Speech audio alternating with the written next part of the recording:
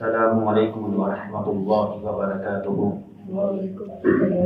السلام ان الحمد للہ وحدہ حمدا کثیرا طیبا مبارکا فیہ، اما بعد فإن احسن الحدیث کتاب اللہ وخیر ہدی ہدی محمد صلی اللہ علیہ وآلہ وسلم، وشر الأمور محدثاتها وكل محدثة بدعة وكل بدعة ضلالة وكل ضلالة في النار۔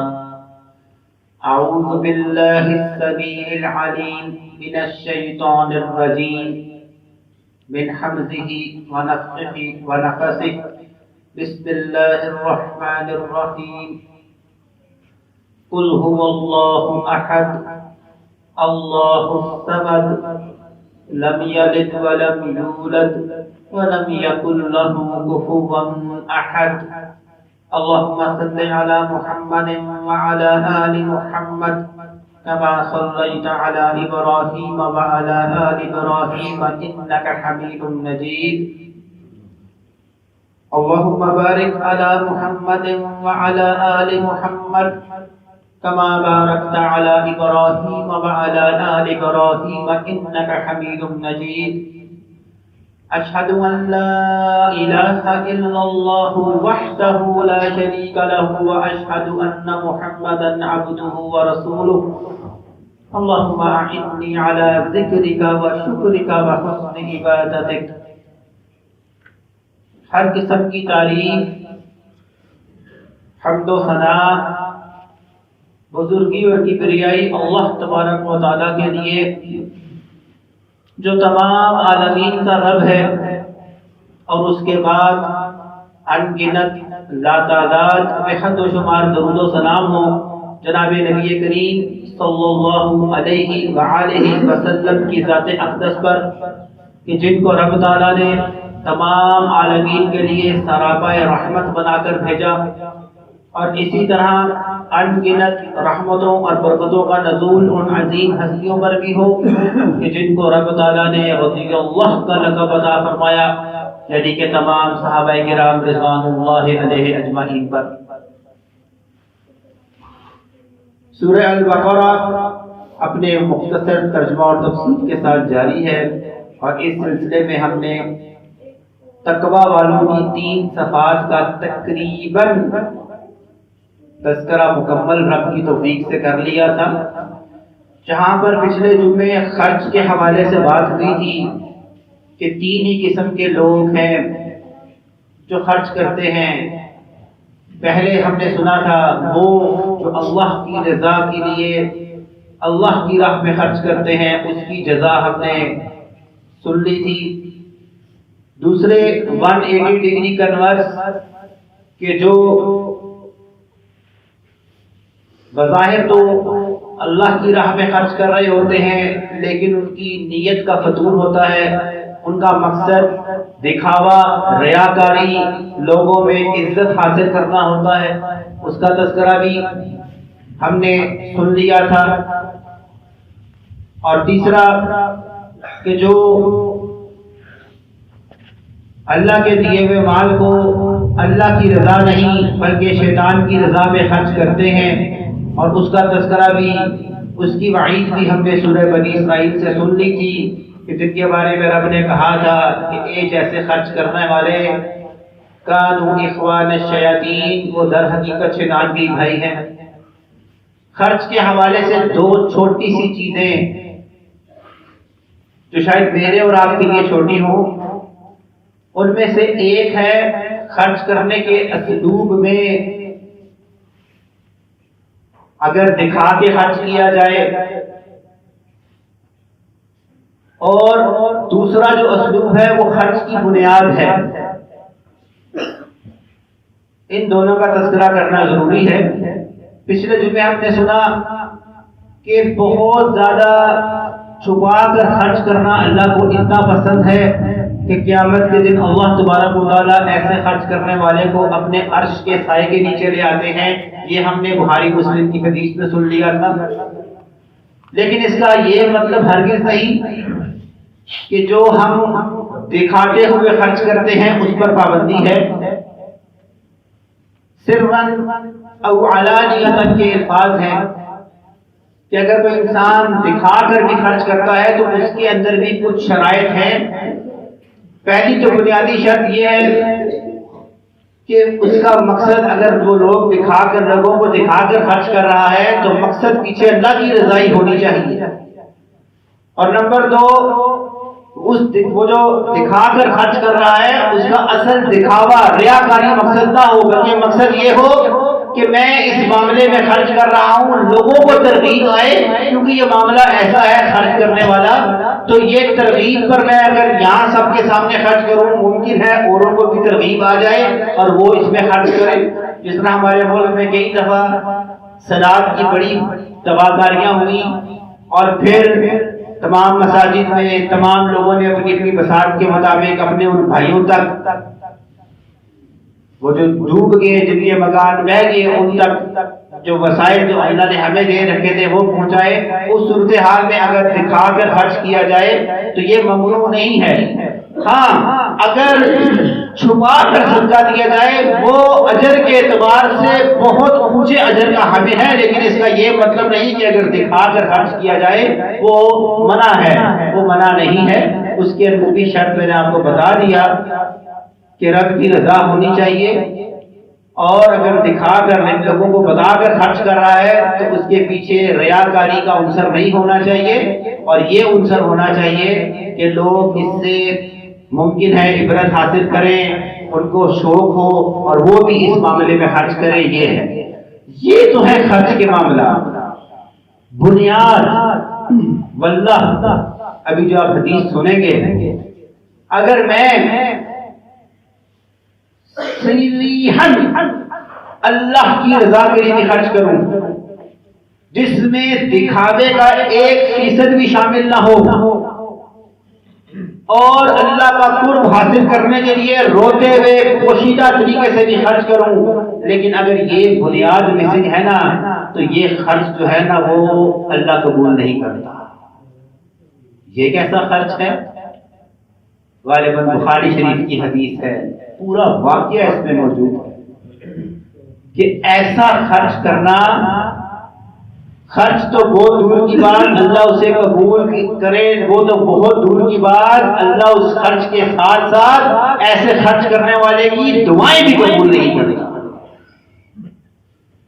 واقعہ کچھ یوں ہے، فرمایا اللہ کے نبی صلی اللہ علیہ وسلم نے کہ ایک شخص دور دراز کا سفر کر کے آتا ہے، اس کے چہرے پر، اس کے داڑھی اور سر کے بالوں پر، اس کے لباس پر، اس کے پیروں پر تھکان کے آثار اور ٹوٹ جانے والے سفر کے آثار اس پر عیاں ہیں۔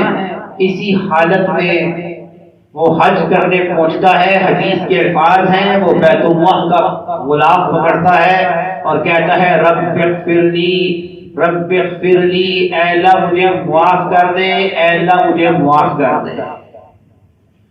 اللہ تبارک و تعالیٰ کی طرف سے جواب کیا آتا ہے؟ میں تجھے کیسے معاف کروں کہ تیرا کھانا بھی حرام تھا، تیرا پینا بھی حرام تھا، تیرا پہننا بھی حرام کا، اور تو یہ حج کے لیے تو آیا ہے، یہ سارے اسباب، یہ خرچ بھی تیرا حرام تھا۔ تو سمجھ یہ آتی ہے کہ اللہ طیب اور حلال مال کو پسند کرتا ہے، حرام مال کو وہ قبول تو بہت دور کی بات۔ اللہ نے اس حدیث میں یہ بھی سمجھ آتی ہے کہ اس کا حج تو قبول کیا نہیں کیا، اس کی دعائیں بھی اللہ نے قبول نہیں کی، اور کہا میں تجھے کیسے معاف کروں؟ وہ دعائیں کر رہا ہے، اللہ مجھے معاف کر دے، مجھے معاف کر دے۔ اللہ نے کہا نہیں، کیونکہ تو حرام کے ساتھ پہنچا ہے، تیرا حج بھی قبول نہیں، اس حج میں جو قربانی کرے گا وہ بھی قبول نہیں، اور جو تو دعائیں کرے گا رو رو کے، میں وہ بھی قبول نہیں کرتا۔ تو سمجھ یہ آئی کہ خرچ کی بنیاد وہ حلال اور طیب مال ہے، اس کے بعد نیت ہے کہ اللہ کی رضا کے لیے، بغیر دکھاوے کے لیے، اور پوشیدہ طریقے سے خرچ یا ظاہری طریقے سے خرچ، یہ بعد کے عوامل ہیں. سب سے پہلے مال کا حلال ہونا ضروری ہے. تو یہاں پر ہماری تیسری صفت تقوی والوں کی ختم ہوئی تھی کہ تقوی والے سب سے پہلے حلال کماتے ہیں، پھر اس حلال کے مال کو خالص رب کی رضا کے لیے رب کی راہ میں خرچ کرتے ہیں بغیر دکھاوے کے. اس طرح کی زندگی گزارنے والے یہ تقوی کی تیسری صفات کے حامل ہیں. اللہ مجھے اور آپ کو یہ سوچ اور یہ سمجھ عطا فرمائے. اس کے بعد جو چوتھی صفت ہے والذین یؤمنون بما انزل الیک، یہ تقوی والے ایمان لاتے ہیں اے نبی صلی اللہ علیہ وآلہ وسلم جو ہم نے آپ پر نازل کیا. اب اگر میں آپ لوگوں سے سوال پوچھوں، ہمارے بچے کو پتا ہوگا کہ محمد کریم صلی اللہ علیہ وآلہ وسلم پر کیا نازل ہوا. کیا نازل ہوا؟ قرآن مجید نازل ہوا. میرے بھائیوں بزرگوں دوستوں، یہ جواب آجا ہے. اللہ کے نبی صلی اللہ علیہ وآلہ وسلم پر صرف قرآن نازل نہیں ہوا، قرآن کے ساتھ اس کی تشریح بھی، جس کو قرآن میں جا بجا فرمایا اللہ تبارک و تعالیٰ نے کہ اے محمد صلی اللہ علیہ وآلہ وسلم، ہم نے آپ کو کتاب والحکمہ، ہم نے آپ کو کتاب بھی دی اور اس کے احکامات کو مزید ڈیفائن کرنے کے لیے آپ پر حدیث بھی نازل کی، اس کے طریقے بھی نازل کیے. جس طرح اس قرآن میں تقریباً 700 مقامات ہیں جہاں پر اللہ تبارک و تعالیٰ نے نماز کا تذکرہ کیا ہے، لیکن ایک بھی آیت موجود نہیں کہ جہاں پر لکھا ہو کہ 5 ہیں، فجر کی اتنی رکعت ہیں، ظہر اتنی ہے، عصر اتنی ہے، مغرب اتنی ہے، عشاء اتنی ہے، رکوع ایسے کرنا ہے، سجدہ ایسے کرنا ہے، رکوع میں یہ پڑھنا ہے، سجدے میں یہ کرنا ہے، اس کی پوزیشن ایسی ہونی چاہیے، اس طرح نہیں کرنا. یہ سارے احکامات ہمیں قرآن میں نہیں ملتے. کہاں سے ملتے ہیں یہ رہنمائیاں؟ یہ حدیث سے ملتی ہیں. 700 مرتبہ نماز کا تذکرہ موجود ہے، کتب احادیث بھری پڑی ہے باب الصلاۃ سے کہ اللہ اکبر سے لے کر السلام تک نبی صلی اللہ علیہ وسلم نے کیسی پڑھی. روزے کا تذکرہ موجود ہے، لیکن یہ احکامات نہیں موجود کہ یہ ٹوٹتا کیسے ہے، یہ پورا کیسے ہوتا ہے، کون سی دعا پڑھ کر آپ اس کو افطار کریں گے، کن معاملات کو اگر آپ نے کیا تو آپ کا روزہ نہیں صرف فاقہ شمار ہوگا. یہ سارے احکامات کون بتاتا ہے؟ یہ حدیث کے ذریعے ہمارے تک پہنچے ہیں. زکوٰۃ کے 8 مصارف تو موجود ہیں، لیکن 2.5% کا تذکرہ پورے قرآن میں موجود نہیں. 52.5 تولے چاندی، 7.5 تولے سونا اس پورے قرآن میں کہیں موجود نہیں. یہ ہم کہاں سے لیتے ہیں؟ یہ نبی صلی اللہ علیہ وسلم پر جو دوسری وحی ہے کہ جس کو حدیث رسول کہا جاتا ہے، وہاں سے ہمیں یہ باتیں سمجھ آتی ہیں.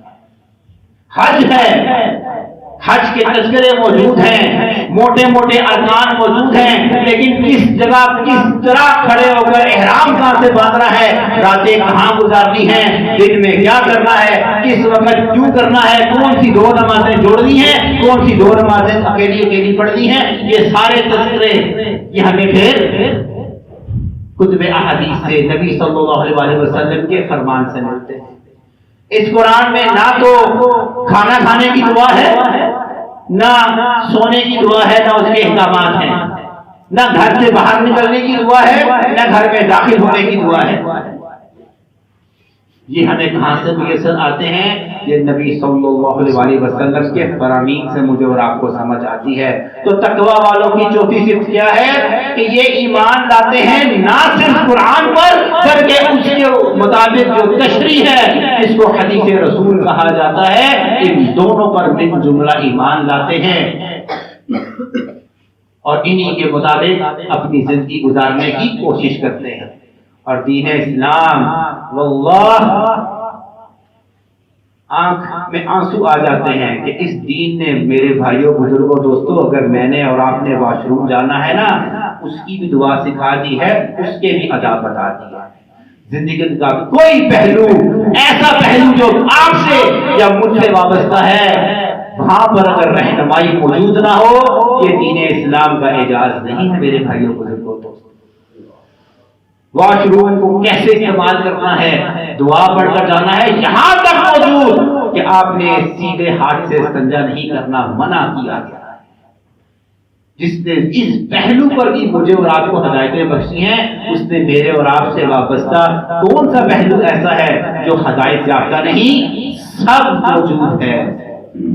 پھر آیا تھا الیوم اکملت لکم دینکم، پھر یہ آخری آیت اتری تھی حکم کے اعتبار سے کہ اے محمد کریم صلی اللہ علیہ وآلہ وسلم، آج ہم نے آپ کا دین مکمل کر دیا، جو حلال کرنا تھا کر دیا، جو حرام کرنا تھا کر دیا، جو احکامات عبادت کی شکل میں اتارنے تھے اتار دیے، رسوم و رواج کی شکل میں اتارنے تھے اتار دیے، معاملات کی شکل میں اتارنے تھے اتار دیے، کوئی پہلو ہم نے نہیں چھوڑا۔ اور اب ہم یہ آیت اتارتے ہیں الیوم اکملت لکم دینکم واتممت علیکم نعمتی ورضیت لکم الاسلام دینا، آج ہم نے آپ کے لیے دین مکمل کر دیا، اپنی نعمت کے اے نبی صلی اللہ علیہ وسلم آپ پر اور آپ کے ماننے والوں پر تمام کر دیا۔ اللہ اس بات پر راضی ہے کہ جو اسلام اس نے نازل کیا ہے، بس اسی پیرامیٹر میں زندگی گزار کر مر کے میرے پاس، نہ اس سے ایک حکم کم کرنا ورنہ کافر شمار ہو گئے، نہ ہی ایک حکم بڑھانا ورنہ بدعتی شمار ہو گئے۔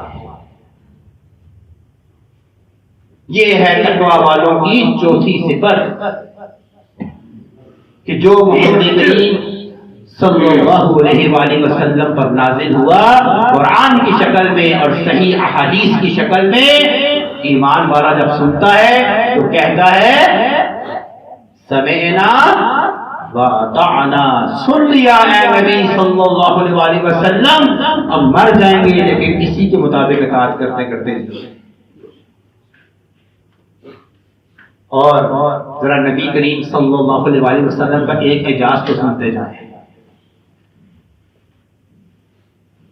جس میں اللہ تبارک و تعالی نبی صلی اللہ علیہ وآلہ وسلم کی دینی اعتبار سے، احکامات کے اعتبار سے، قرآن کے اعتبار سے اور حدیث کے اعتبار سے فرماتے ہیں وَمَا يَنْطِقُ عَنِ الْهَوَىٰ إِنْ هُوَ إِلَّا وَحْيٌ يُوحَىٰ۔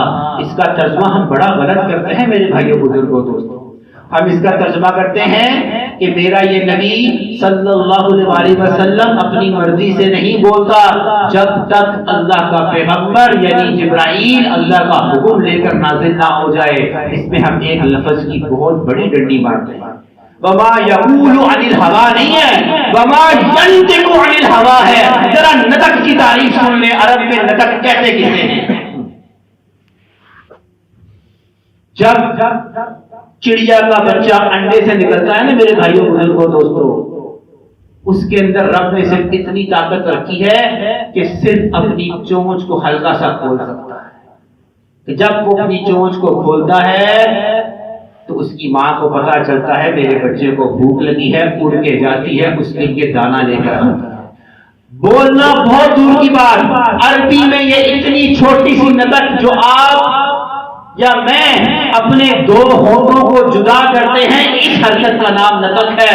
ترجمہ اصل یہ بنتا ہے بولنا تو بہت دور کی بات، میرا نبی محمد صلی اللہ علیہ وآلہ وسلم اپنے دونوں مبارک ہونٹوں کو بھی اپنی مرضی سے جدا نہیں کرتے، دونوں مبارک ہونٹوں کو اپنی مرضی سے جدا نہیں کرتے۔ ان ہوا الا وحی یوحیٰ، جب تک جبرائیل امین اللہ کا وحی لے کر نہ نازل ہو جائے۔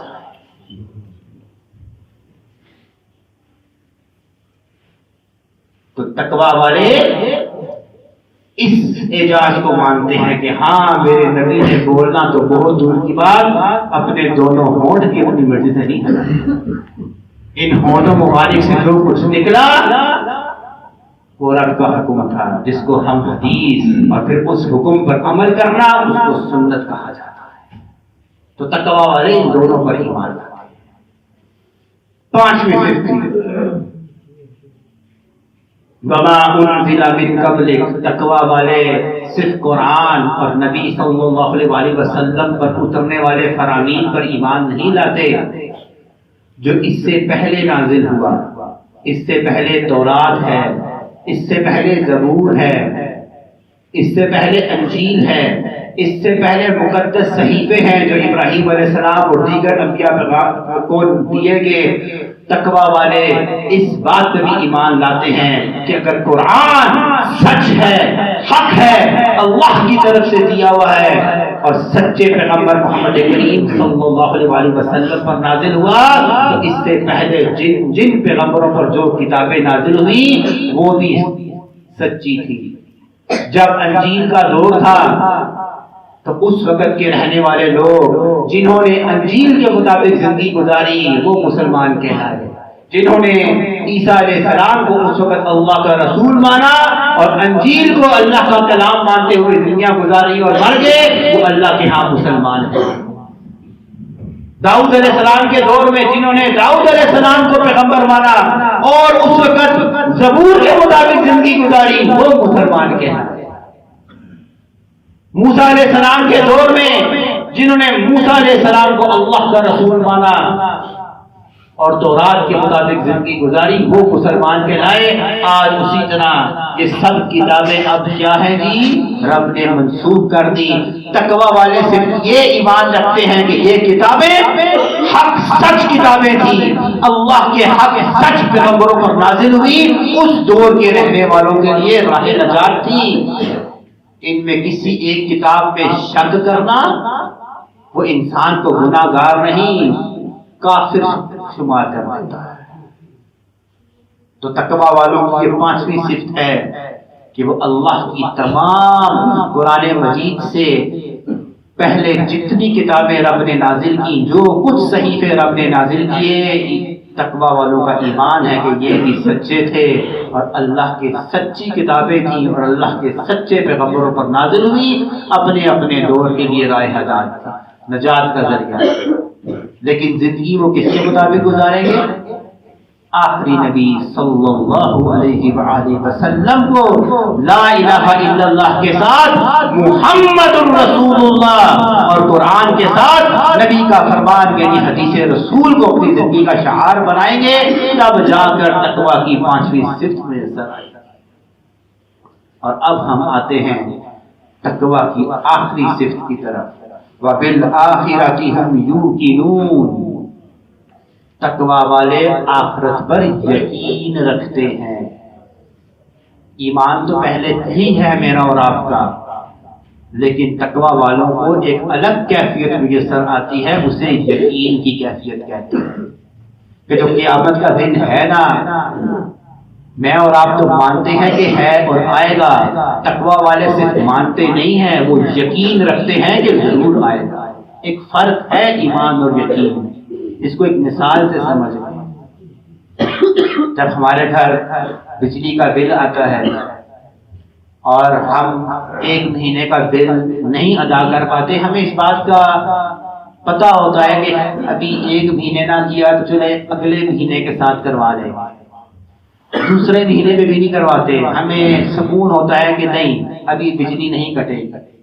لیکن جب فائنل نوٹس آتا ہے کہ اس تاریخ تک آپ اپنا بل جمع کرائیں ورنہ کیا ہوگا، آپ کی بجلی کٹ جائے گی، اب ہمیں ذرا یقین کی کیفیت آ جاتی ہے کہ بھائی اب تو 3 نوٹس آ چکے، اگر ہم نے اس تاریخ کے مطابق نہ جمع کروایا تو کٹ جائے گی۔ پھر صبح دوپہر شام وہ اس کوشش میں ہوتا ہے کہ بل کے پیسے پورے ہوں ورنہ بجلی کٹ جائے گی۔ اس وقت کی کیفیت کو یقین کی کیفیت کہتے ہیں۔ ذرا مثال سے سمجھانے کی کوشش کی ہے کہ ہم سب کا یقین ہے کہ آخرت، ہم سب کا ایمان ہے کہ آخرت کا دن آئے گا، لیکن ہم میں سے یقین کی کیفیت ہر ایک کو میسر نہیں آتی۔ ہم آخرت کے دن پر ایمان لانے کے باوجود جھوٹ بولتے ہیں، گناہ کر جاتے ہیں کہ خیر ہے اللہ بڑا معاف کرنے والا ہے، معاف کر دے۔ تو یہ اسلوب تقوی والوں کا نہیں ہوتا، ان کو یقین ہوتا ہے، صرف 2 آیتیں سنتے جائیں۔ ایک سورہ یاسین سے ہے جس کی ہم گھروں میں ختم کرواتے ہیں. کاش یہ جو ایک آیت میں اور آپ سننے لگے ہیں نا، ہمیں اس پر ایمان تو ہے، اللہ سے دعا کریں یقین کی کیفیت آ جائے. الیوم نختم علی افواہہم، اللہ نے کہا اس دن تمہارا کیا حال ہوگا. نختم علی افواہہم، ہم تمہارے منہ کو سیل کر دیں گے، زبان ہونے کے باوجود تم بول نہیں سکو گے.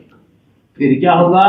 وَتُكَلِّمُنَا أَيْدِيهِمْ، پھر تمہارے ہاتھ کلام کریں گے. وَتَشْهَدُ أَرْجُلُهُمْ، پھر تمہارے پاؤں گواہیاں دیں گے.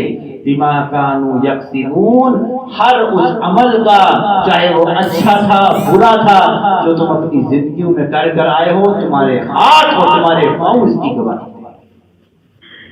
اب جس کو اس بات کا یقین ہو، بتائیں اس ہاتھ کا استعمال کبھی وہ زیادتی کے لیے کرے گا، چوری کے لیے کرے گا، ظلم کے لیے کرے گا؟ جس کو یقین ہو کہ ہاں اس ہاتھ نے بولنا ہے، یہ بولے گا قیامت کے دن کہ فلاں چیز جو چوری ہوئی تھی اور الزام فلاں پر لگا تھا یہ اس نے نہیں، یہ ہاتھ بولے گا میں نے کی تھی. یہ پاؤں بولیں گے کہ گھر کا تراویاں پڑھنے جا رہے ہیں اور گھس کے ویڈیو گیم اور سنوکر گیم کے اندر کہ کم از کم 1.5 گھنٹے تراوی ہوتی ہے، پہلی طرح گیما کھیلنا سکتا. اور پھر جب ٹائم دیکھا آنی تراوی ہو گئی تو بڑے فخر سے جا رہا ہے السلام علیکم ورحمۃ اللہ وبرکاتہ. ماں باپ بڑے خوشی ساڈا پتر اس عمر ہی ہے نا بڑی گل ہے، پوری 20 تراویاں رو کے پڑھ کے آئے جی ماشاء اللہ. اس وقت پاؤں کہیں گے نہ جی نہ، یہ پاؤں کہیں اور گئے تھے. ممبر ہے اشارتاً بتا رہا ہوں، گند کی اور بھی بہت سی جگہ ہیں جہاں جہاں انسان کا پاؤں گیا یہ پاؤں بولے گا. تو جس کو یہ یقین کی کیفیت آ جائے کہ میرا منہ آج تو چل رہا ہے، آج میں چرب زبانی سے حالات ٹیکل کر لیتا ہوں، غلط کیا بھی ہوتا ہے لیکن چرب زبانی سے تیز ترار ہونے کی بنا پر میں بڑے آرام سے صاف بچ جاتا ہوں. میرے بھائیوں بزرگوں دوستوں، وہاں پر یہی منہ بند کر دیا جائے گا اور یہ پھر ہاتھ اور پاؤں کلام کریں گے اور بتائیں گے جو زندگی میں اور آپ گزار کر آئے ہیں. تو اس عمل کا یقین آ جاتا ہے انسان میں. اور غالباً عبداللہ بن مسعود ہیں، نام اگر غلط ہو جائے تو معذرت. ان سے کسی نے پوچھا کہ قرآن مجید کی کوئی ایک ایسی آیت سنا دو کہ جو میری لیے کافی ہو، میری نوک پلک بدل جائے، جو میرے لیے کافی ہوگا. خالی میں اس ایک آیت کو سمجھ جاؤں نا تو بس میں سیدھا ہو جاؤں. تو پھر عبداللہ بن مسعود ہیں، انہوں نے غالباً یہ آیت پڑھی فَمَن يَعْمَلْ مِثْقَالَ ذَرَّةٍ خَيْرًا يَرَهُ، اور پھر شَرًّا يَرَهُ، کہ اس دن جس نے ذرہ برابر کی نیکی کی ہوگی اللہ اس کو وہ بھی دکھا دے گا، جس نے ذرہ برابر گناہ کیا ہوگا رب اس کو وہ بھی دکھا دے گا. جس کا ان آیتوں پر یقین ہو جائے، ایمان تو ہم سب کا ہے، کون ہے ہم میں سے یہ گستاخی کرے کہ میں نہیں مانتا اس آیت کو؟ ہم سب کا ایمان ہے، لیکن واللہ یقین کی کیفیت صرف تقوی والوں کو میسر آتی ہے کہ جو سمجھ لیتے ہیں کہ ہاں یہ سب ہونا ہے میرے ساتھ. تو جس کو پتا ہو کہ یہ سب کچھ ہونا ہے تو بتائے وہ اپنی قبر میں اپنے ہاتھ سے انگارے بھرے گا یا جنت کی تیاری بنانے کی کوشش کرے گا؟ جسے پتا ہے کہ دنیا میں 7 پردوں میں جو گناہ کیے رب نے پردے ڈالے ہیں، ان ہاتھوں نے قیامت کے دن وہ پردے نہیں رکھنے گا، تو اس کی زندگی کی نوک پلک درست ہوگی یا نہیں ہوگی؟ جب یہ 6 صفتیں میرے اور آپ کے اندر آ جائے نا میرے بھائیوں بزرگوں دوستوں، تو ان جیسوں کے بارے میں رب اگلی آیت میں کیا کہتا ہے ذرا یہ سننے والی بات ہے. اللہ تعالیٰ فرماتا ہے اولئک یہ وہ لوگ ہیں جن میں یہ 6 صفتیں ہوں، علی ھدی من ربہم یہ رب کی طرف سے ہدایت پر کھڑے ہیں۔ جن میں یہ 6 صفات ہیں یہ رب کی طرف سے ہدایت یافتہ ہیں، یہ لوگ ہدایت پر کھڑے ہیں۔ اہدنا الصراط المستقیم کا ثمر اللہ نے ان جیسوں کو عطا کر دیا۔ اور وَأُولَئِكَ هُمُ الْمُفْلِحُونَ یہی لوگ فلاح پا جائیں گے۔ ذرا فلاح کا ترجمہ سن لیں۔ ہم تو 5 اذانوں میں 10 دفعہ سنتے ہیں، کیا جی؟ حی علی الفلاح۔ آج ذرا فلاح کا ترجمہ تو سن لیں۔ یہ کوئی جذباتی الفاظ نہیں، ہماری ماڈرن لینگویج انگلش ہے۔ واللہ یہ ممبر پر کھڑا ہوں، کسی بھی زبان میں وہ لفظ ہی نہیں جو فلاح کے مطلب کو ایگزیکٹ ٹرانسلیٹ کر سکتا ہے۔ فلاح کہتے ہیں حی علی الفلاح، آؤ فلاح کی طرف۔ فلاح کا مطلب ہے جب تک میں اور آپ دنیا میں رہیں، کامیاب رہیں، جب مجھے اور آپ کو لوگ قبر میں دفن کر دیں گے، قیامت تک پتہ نہیں کتنے ہزار سال آئیں گے، اس وقت تک بھی قبر میں کامیاب رہیں۔ اور جب قیامت کے دن میں اور آپ اٹھیں گے تو اٹھ کر جو چیز مجھے اور آپ کو جنت کے راستوں میں سے جنت میں لے کے جائے گی، اس پوری کامیابی کے ٹینیور کو، اس پوری کامیابی کے پیریڈ کو عربی میں فلاح کہتے ہیں۔ بتائیں کوئی انگلش کا لفظ ہے جو اتنی بڑی چیز کو ڈیفائن کر سکے کہ اگر 70 سال میری زندگی ہے تو 70 سال جو میں جیا ہوں وہ کامیابی سے جیا ہوں، اور جب میں مر جاؤں گا ابھی قیامت کو آنے میں، چلے اس کو یوں سمجھ لیں فرعون کو مرے ہوئے کتنے سال ہو چکے ہیں؟ 3000 سال سے تو غالباً ہو چکے ہوں، اور ابھی قیامت تک پتہ نہیں کتنے ہزار سال اور آنے ہیں۔ تو جب میں اور آپ دفن ہو جائیں گے تو کتنے ہزار سالوں بعد قیامت آئے گی۔ فلاح کا مطلب ہے قبر میری اور آپ کی جنت کے باغوں میں سے ہوگی، قبر کا عذاب فلاح والے کو نہیں ملے گا۔ یہ وہ کامیابی ہے۔ اور پھر جب قیامت کا دن ہوگا، 50,000 سال لوگ دھوپ میں کھڑے ہوں گے، فلاح عرش کے سائے کے نیچے لے جائے گی۔ جب فیصلے ہوں گے تو یہی فلاح مجھے اور آپ کو جنت میں لے کے جائے گی۔ یہ ہے حی علی الفلاح۔ آ جاؤ اس کامیابی کی طرف، دنیا میں بھی کامران، قبر میں بھی کامران، قیامت کے دن میں بھی کامران، اور اس کے بعد فیصلے والی گھڑی میں بھی کامیاب۔ اسے فلاح کہتے ہیں۔ رب نے کہا وَأُولَئِكَ هُمُ الْمُفْلِحُونَ یہ وہ لوگ ہیں جن میں 6 صفتیں ہونا کہ دنیا میں بھی کامیاب و کامران، قبروں میں بھی کامیاب و کامران، اور فیصلے کی گھڑی تک بھی کامیاب و کامران، اور جنت بھی کامیابی اور کامرانی ان کی قدم چلے گی۔ اللہ تعالیٰ مجھے اور آپ کو یہ صفات عطا فرمائے۔ یہ اللہ کے وعدے ان 6 صفات کے ساتھ ہیں۔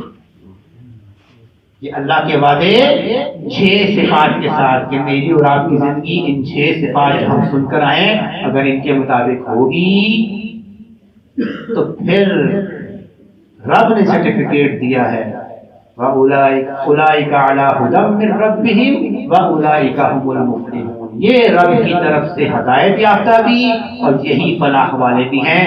اللہ تعالیٰ ہمیں ان جو تذکرے رب نے فرمائے، اللہ تبارک و تعالیٰ ان صفات کا حامل مجھے آپ کو ہمارے اہل و عیال کو عطا فرمائے، ہماری کمی کوتاہیوں کو اللہ تبارک و تعالیٰ اپنے فضل سے معاف فرمائے، ہمارے لیے آسانی والے معاملات ہوں۔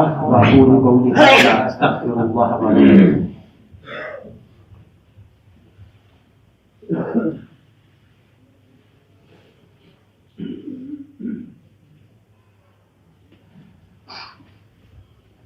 إن الحمد لله وحده حمدا كثيرا طيبا مباركا فيه أما بعد فإن أحسن الحديث كتاب الله وخير هدي هدي محمد صلى الله عليه وسلم وشر الأمور محدثاتها وكل محدثة بدعة وكل بدعة ضلالة وكل ضلالة في النار۔ أعوذ بالله السميع العليم من الشيطان الرجيم من حمزه ونفخه ونفثه بسم الله الرحمن الرحيم قل هو الله أحد الله الصمد لم يلد ولم يولد ولم يكن له كفوا أحد اللهم صل على محمد وعلى آل محمد كما صليت على إبراهيم وعلى آل إبراهيم إنك حميد مجيد اللهم بارك على محمد وعلى آل محمد كما باركت على إبراهيم وعلى آل إبراهيم إنك حميد مجيد. بہت سے احباب نے دعاؤں کی درخواست کی ہے اور جمعے کے اندر ایک گھڑی کا وعدہ ہے اللہ کا میرے اور آپ سے کہ اس گھڑی میں مانگی ہوئی دعا پھر رد نہیں کی جاتی، رب اس کو شرط قبولیت کے معیار پر لے کر آتا ہے. تو یہ دعائیں جو لوگ آپ کے لیے کہتے ہیں نا، در حقیقت ان کو اپنا سمجھ کے آمین کہا کرے. یہ در حقیقت وہی تکلیفیں ہیں جو کوئی شخص کسی میں مبتلا ہوتا ہے تو ہم بھی انہی تکلیفوں میں کہیں نہ کہیں مبتلا ہوتے ہیں. اپنے مسلمان کسی بھائی کی اس تکلیف میں دل سے آمین کہنے سے اللہ اس بھائی کی وہ تکلیف دور کر دیتا ہے. یہ رب کا وعدہ ہے.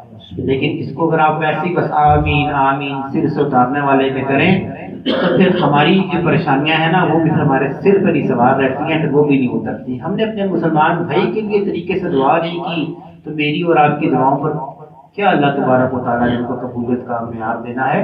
تو دعا عبادت کا مغز بھی ہے اور مومن کا ہتھیار بھی ہے. اسی سے وہ اللہ تبارک و تعالیٰ سے مدد طلب کرتا ہے.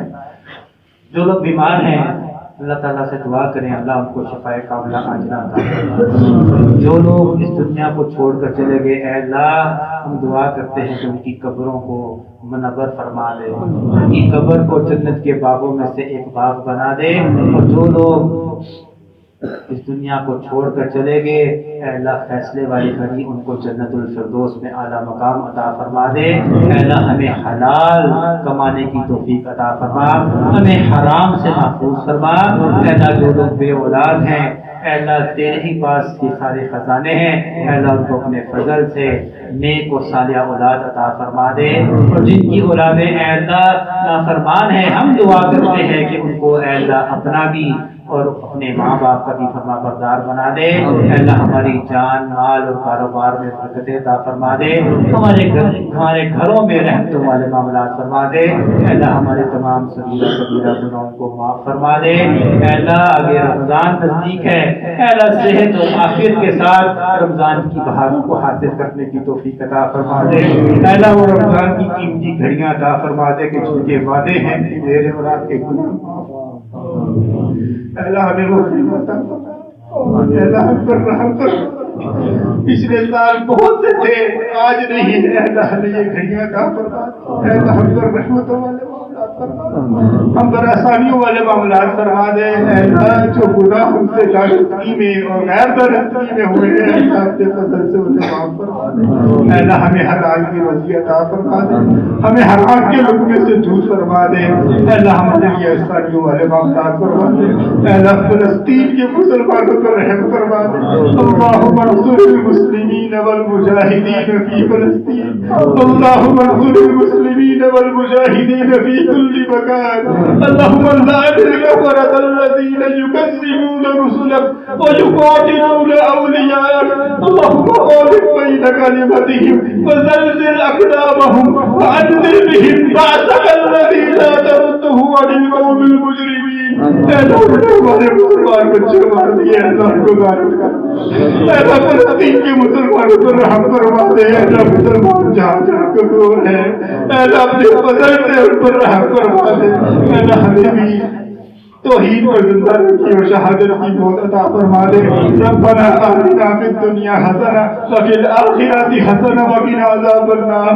سبحان ربک رب العزۃ عما یصفون وسلام علی المرسلین والحمد للہ رب العالمین. سیدھی کر لیں اور کو لگانا ہو. اب آپ سے